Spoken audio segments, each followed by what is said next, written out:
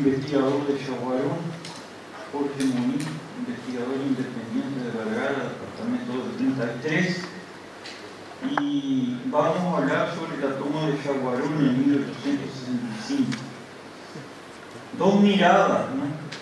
Yo la miro desde el lado de los historiadores uruguayos, Rafaela va a mirar desde el lado de los historiadores brasileños.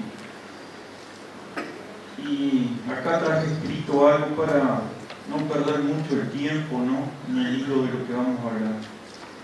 La llamada toma o invasión de Yaguarón del día 27 de enero de 1865 ha sido poco divulgada por los historiadores uruguayos, quizás por la casi nula efectividad que tuvo la misma. Sin embargo, esta operación militar, que fue comandada por el general Basilio Muñoz, obviamente me refiero al primer Basilio, tuvo su causa más inmediata en el sitio de Paysandú. Fue un recurso desesperado del presidente Atanasio Aguirre, al ver que las tropas conjuntas de Flores y del Imperio del Brasil, a cargo de Mena Barreto, apoyadas por la Marina de Guerra del almirante Tamandaré, marchaban inexorablemente hacia la ciudad de Montevideo con el objeto de derrocar el gobierno legalmente establecido. El hecho que nos ocupa está inscrito en una compleja trama de incidentes anteriores que deterioraron el funcionamiento de nuestro país y el relacionamiento normal con nuevos vecinos, Argentina y Brasil, así como también el hecho de Marras se inscribe en la antesala de la guerra de la Triple Alianza. El objetivo de la invasión de Yaguarón fue el de tratar de distraer a las tropas del Imperio del Brasil y a su vez proclamar la abolición de la esclavitud en los lugares que fueran tomados por las tropas orientales. Solo fue tomado Yaguarón, y a pesar de la fugacidad de la operación militar de Basilio Muñoz, una cantidad no precisa de esclavos de la zona fueron liberados y presos por las autoridades brasileñas el ciudadano oriental José Benito Varela, que ejercía como vicecónsul uruguayo en dicha ciudad y encubiertamente era uno de los principales abolicionistas. Para la señora que habló de los Dutra da Silveira, José Benito Varela era casado con una de las Dutra da Silveira. Parte de estos esclavos que huyeron junto al ejército de Muñoz se establecieron en Cerro Largo, cerca del arroyo Las Cañas, y fueron los fundadores de una comunidad que hasta ahora existe, incluso tiene su municipio propio. Me refiero al pueblo de Las Cañas. En otro orden de cosas, un pabellón imperial tomado por las fuerzas uruguayas en la lucha por el control de Yaguarón fue llevado a Montevideo y humillado públicamente.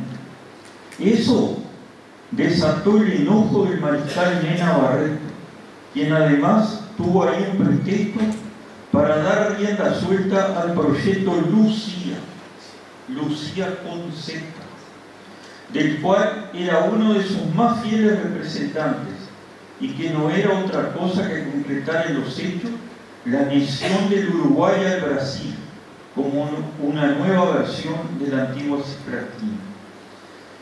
La mediación diplomática de Silva Paraño, el barón de Río Branco, canciller del Imperio, que se hallaba junto a Flores y Mena Barreto, aconsejó que no convenía anexar a Uruguay, porque la imagen del Brasil, entre otras cosas, se iba a ver enfrentada a la de Gran Bretaña, máxime cuando todos juntos ya estaban embarcados en los preámbulos de la guerra del Paraguay.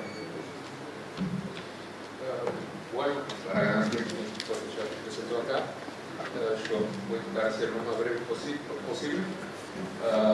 Yo aquí a mi no se escucha, no se escucha. Perdón. ¿Ahora sí? Sí. Perdón. Acá, a mi derecha, a la izquierda, está quien era el comandante de Yaguarón en el momento de la evasión, de la toma, del 27, que es Manuel Pereira Vargas, que en realidad, o sea, no era no era comandante del ejército ni de ninguna división, pero sí de la Guardia Nacional. Porque, ¿qué pasa? Desde octubre de 1864, las divisiones que comandadas por quien sería el futuro barão de Jaceguá, Astrocildo Pereira da Costa y Fidélis Paz da Silva, tuvieron órdenes, siguiendo las órdenes que resultaron del no incumplimiento del ultimátum de la misión Saraiva, y invadieron, salieron, desguarnecieron Chaguarón con sus tropas y tomaron Melo. Pero después, la orden era esperar las tropas que venían de Paché para, en una región cerca de Rivera, para desde ahí ayudar a Almirante Tamandaré y las tropas de Venancio Flores a ir a la toma de Paysandú. Eso estamos hablando de diciembre. Entonces, desde octubre, Chaguarón quedó desguarnecido, totalmente desguarnecido. Tanto es que, desde esa época, quien era el comandante anterior a Astrocildo, que era el general Osório, el futuro Marqués de Herbal, ya recomendó a su propia familia y a sus partidarios, en el caso del Partido Liberal, que deixassem Jaguarão, de preferencia para Pelotas, que era, digamos, un sitio más seguro. Después del 2 de enero, cuando la caída de Paysandú, y la muerte y el asesinato, el fusilamiento de Andrés Gómez, las tropas se dirigen a Montevideo, como que dijo acá Jorge, ¿no? Aguirre intenta formar con el ejército de Timoteo Aparicio, formar algo que sacara la atención del ejército brasileño de proseguir hasta Montevideo.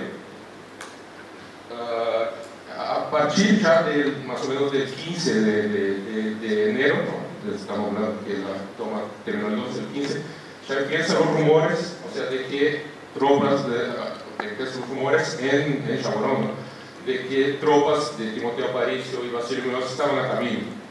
Y entonces el comandante entonces, Manuel Pereira Vargas, que era también un veterano de la guerra de los farrapos por el lado imperial, empieza a formar guardias por el río Chaguarón, que totalizaron más o menos de caballería, unos 400 plazas, y en la ciudad quedaron 90, más o menos 90 infantes de la Guardia Nacional también. Ahí ya estamos, cada día se confirmaban los rumores de la invasión, y cada día más también se aumentaba el número de tropas que era esperado. Llegó hasta hablar de 2000, pero se sabe que fue algo entre 1200 y 1500 hombres comandados por Timoteo Aparicio y Basilio Muñoz. Entonces, el 20, ya después del 20, cuando se hacen las tropas de la Guardia Nacional que quedan en el paso del río, Manuel Pereira Vargas ordena entonces que se inicie la creación de trincheras en Chaguarón, en las calles que hoy se conocen como Gil González, que por mucho tiempo después todavía quedó conocida como Calle de las Trincheras.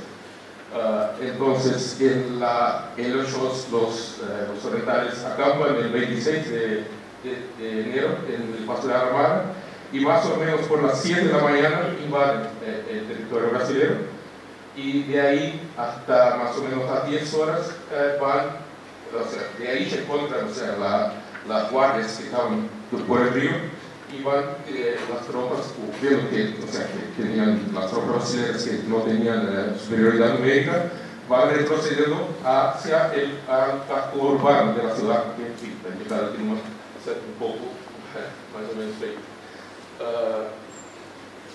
Ahí ahora ya estamos hablando de la plata urbana de Chaguarón.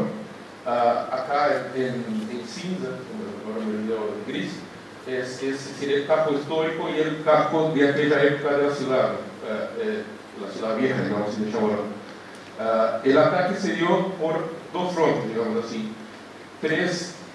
A través de las tres principales vías que llegaban desde la ciudad, que actualmente es la Rua Júlio, la 15 de noviembre, la 27 de enero, que obviamente entonces no se llamaba así, se llamaba Rua das Pratas, y era la principal entrada a Chaguarón, y la calle General Osório. Cuando llegan ahí, depárase de inmediato en la calle de aquí, donde está primero vez, que es la calle de las trincheras. Se depara con las trincheras y de ahí se detiene un poco el combate, y entonces Timoteo París envía un parlamentario, era un francés, ahora se me perdió el nombre, intimando o Manuel Pereira Vargas a rendirse, ¿no? Y, en fin, palabras exactas, pero hablaba, o sea, obviamente de evitar el acabamiento de sangre, y tenía hasta la 2 de la tarde para rendirse. Manuel Pereira Vargas solo no rendirse, pero en fin, prosiguió en la batalla, y entonces los otros Blas y Muniz intentaron atacar por las flancos de la ciudad, por las laterales. Pero en el río quedaron expuestos a las cañoneras que estaban en el río, la cañonera APA y Cachoeira, también están ahí ilustradas. Y también la gran mayoría de la población civil de la ciudad se había atrincherado también en unas lanchas que había en el río, y una lancha de la mesa de rienda de la hacienda de la ciudad. Y en estos se encuentra transcrito el archivo original, que hoy se encuentra en el archivo estadual del Río Grande do Sul, donde se hablan en 14 esclavos y son exactamente también, o sea, más de 3.000 equinos y 600 vacas y 600 ovejas, en un monto aproximado de 300 contos y 600.000 reyes, a partir de pero en fin, ahí también solo pensando un poco en la cuestión de por qué no también, o sea, uno de los motivos que conclamaba a París para la invasión de Chaguarón, cuando intentó juntar gente, era de tomar de vuelta el territorio que el Imperio de Brasil usurpaba y garantir la independencia de Uruguay. ¿No? Pero también, o sea, eso ya estaba desde la misión Saravia, ya estaba decidido, o sea, que Brasil no iba a tomar las plazas de Uruguay, tanto que, obviamente, por motivos mayores también, por el inicio de la Guerra Paraguay, después de 80 días de invasión brasileña, Brasil se retira sus tropas de Uruguay. Y ahí, solo para terminar, en el año de 1969 es inaugurado un arco en homenaje a Manuel Pereira Vargas, como está aquí en una plata, y allá enfrente está la calle 27 de enero, que fue renomeada tan solamente 3 años después, o sea, en el año de 1868 ya se cambió el nombre de la plaza. Y después, solo una anécdota, aquí este hombre, estos todos participaron de la toma de Chaguarón, en especial Padre Joaquín López Rodríguez, que después fue el vicario de la campaña brasileña en Paraguay, y el que proclamó el Te Deum en la Asunción de la Victoria. Y se tiene como anécdota que, como trofeo de guerra, entre otras cosas, trajo este sillón del palacio de su predecesor de la Unidad. Una cosa importante a resaltar, ¿no? Es que pelearon 24 horas y hubieron solo 2 muertos y 1 herido.